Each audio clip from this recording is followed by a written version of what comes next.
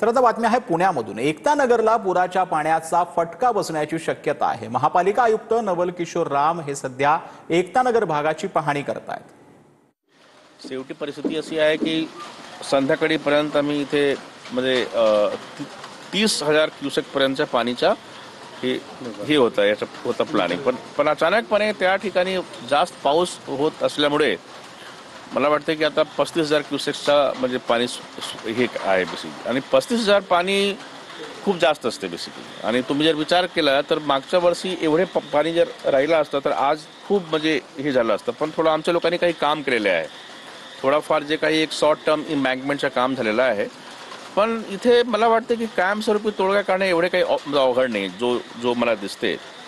आमच्याकडे जो रिव्हरफ्रंट डेव्हलपमेंटचं काम सुरू आहे त्याच्या काही रिसोर्सेस आणि काही काम इथे आम्ही सुरू करू।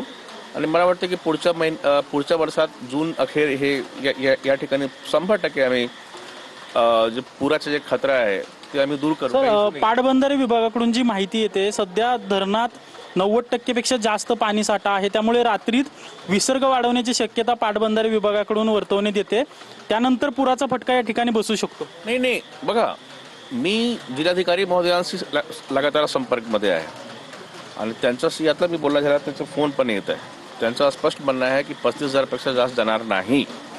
जर समजा काही कारणामुळे एकदम अचानक क्लाउड बस्ट झाला त्या भागात किंवा खूप जोरात पाऊस सुरू झाला तर एक प्रश्न वेगळा आहे, कधी कधी आमचं नियंत्रण नाही। पण मला विश्वास आहे की असं होणार नाही। एकच मुद्दा आहे की जर 35,000 क्युसेक्स राहिला तर काही अडचण नाही होणार। आणि आमच्याकडे आजचा अलर्ट आहे की पुढच्या 3 दिवसपर्यंत पाऊस होऊ शकते या भागात।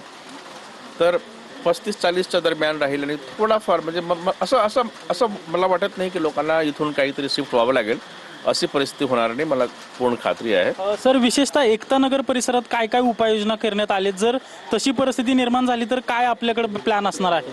नाही, माझं तर असं म्हणणं आहे की या ठिकाणी कुठलाही उपाययोजना करण्याची परिस्थिती येऊ नये, आज पहिली माझी इच्छा आहे।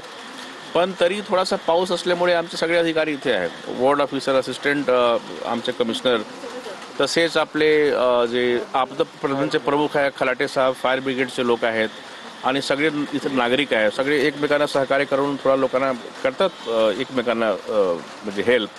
आणि काही झाला प्रॉब्लेम तर आम्ही नक्कीच त्याच्यावर मात करू।